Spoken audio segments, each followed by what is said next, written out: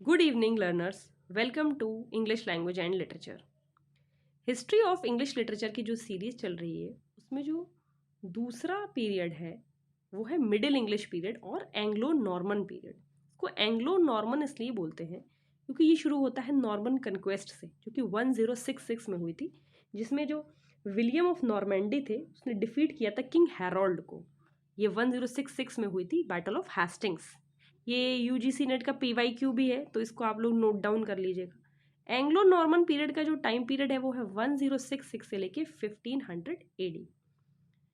Norman conquest के बाद शुरू होता है Anglo Norman period.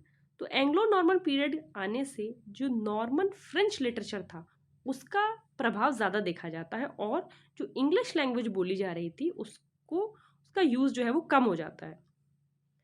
Anglo Normans जो हैं ज़्यादातर फ्रेंच लैंग्वेज को सोशल स्टेटस मानते हैं और इंग्लिश लैंग्वेज को डाउन ट्रोडन समझते हैं। इसी वजह से जो कोर्ट की लैंग्वेज है वो भी चेंज हो जाती है इंग्लिश से नॉर्मन फ्रेंच तक।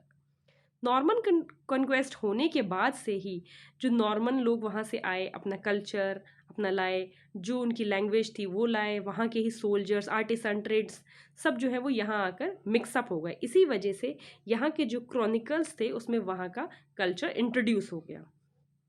जो लिटरेचर था एंग्लो नॉर्मन पीरियड का, आप लोगों ने पिछली वीडियो में देखा था कि जब हम लोग एंग्लो सेक्शन पढ़ रहे थे तो जो स्टोरीज थी, जो लिटरेचर था वो करेज से रिलेटेड, सीरियसनेस से रिलेटेड, सेविजरी से रिलेटेड था। बल्कि जब नॉर्मन्स इंट्रोड्यूस हुए तो पहली बार रोमांसेस आए, टेल्स ऑफ लव आए, एडवेंचर आया। ये जो चीज़ें इंट्रोड्यूस हुई वो एंग्लो नॉर्मन पीरियड में थी, जो पहले एंग्लो सेक्शन में नहीं थी। स्टोरीज आई किंग आर्थर की, वॉर ऑफ ट्रॉय की, अलेक्जेंडर द ग्रेट की। क्रोनिकल्स का वर्क बहुत इंक्रीज हुआ एंग्लो नॉर्मन पीरियड में। इसी टाइम में मिस्ट्री और मिरेकल प्लेस भी इंट्रोड्यूस हुए। मिस्ट्री प्लेस होते हैं वो सब्जेक्ट्स पे प्लेस जो कि बाइबल से ही लिए गए। तो इससे आप लोग एक चीज़ और भी समझ सकते हैं कि डाइडेक्टिक प्लेस, मॉरल प्लेस इंट्रोड्यूस हुए। एक और प्लेस इंट्रोड्यूस हुए जो कि थे मिरेकल प्लेस। मिरेकल प्लेस वो प्लेस होते हैं जो सेंट्स गुजरे हैं उनकी लाइफ को डिपिक्ट करते हैं। लेकिन यहाँ कंडीशन बस यही थी कि जो क्लर्जीमैन थे चर्च के, वही इन प्लेस को लिख भी सकते थे और परफॉर्म भी कर सकते थे। और ये ज़्यादातर प्लेस जो थे लैटिन लैंग्वेज में होते थे। और इंट्रोड्यूस हुए जो तीसरे प्लेस थे मोरालिटी प्लेस, ये भी काफ़ी पॉपुलर हुए। मॉरल कैरेक्टर्स के ऊपर थे, पर्सोनिफाइड होते थे एब्स्ट्रैक्शंस। एंग्लो नॉर्मन पोएट्स में अगर नाम लिया जाए तो सबसे पहला नाम आता है विलियम लैंगलैंड का, जिनका एक फेमस वर्क है a vision of Piers the ploughman. ये भी एक यूजीसी नेट का PYQ है। कई बार क्वेश्चन आ चुका है कि इस वर्क को किसने क्रिएट किया था। तो a vision of Piers the ploughman है विलियम लैंगलैंड का वर्क। ये एक फेमस पोएटिकल वर्क है। दूसरे जो है वो है जॉन गावर। इनका जो वर्क है कन्फेशो अमांटिस, ये बहुत ही पॉपुलर वर्क है। ये भी एक पोएटिक वर्क है।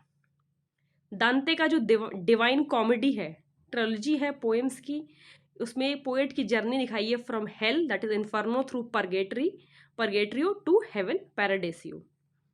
इसके अलावा अगर हम लोग देखें एंग्लो नॉर्मन पीरियड में तो और कौन कौन से इवेंट्स जो है वो वहाँ हुए थे, तो सबसे पहले ऑक्सफोर्ड यूनिवर्सिटी भी जो 1167 में और कैम्ब्रिज यूनिवर्सिटी 1209 में स्टैब्लिश हुई थी। ये भी एंग्लो नॉर्मन पीरियड के टाइम की ही बात है। जो 100 ईयर वॉर है 1337 से 1453, वो भी एंग्लो नॉर्मन पीरियड के टाइम में है। और वॉर ऑफ रोजेस भी 1455 टू 1485। और अगर हम लोग और राइटर्स की बात करें तो ब्रूट हैं, जिन्होंने हिस्ट्री ऑफ ब्रूटस लिखा है। जेफरी ऑफ मॉनमाउथ हैं, जिनका वर्क है हिस्टोरिया रेगम ब्रिटानिया। एक राइटर है वेस, एक है लेमन। तो ये सब राइटर्स जो हैं ये भी एंग्लो नॉर्मन पीरियड के हैं। एक और वर्क है the owl and the Nightingale, ये भी एंग्लो नॉर्मन पीरियड का वर्क है, लेकिन ये सेकुलर लिटरेचर से डील करता है। तो ये तो कुछ इंपॉर्टेंट चीज़ें हुई एंग्लो नॉर्मन पीरियड की।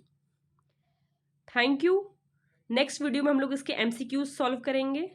If you like the video, do give a thumbs up and share it with your friends. Do join the Telegram. Thank you.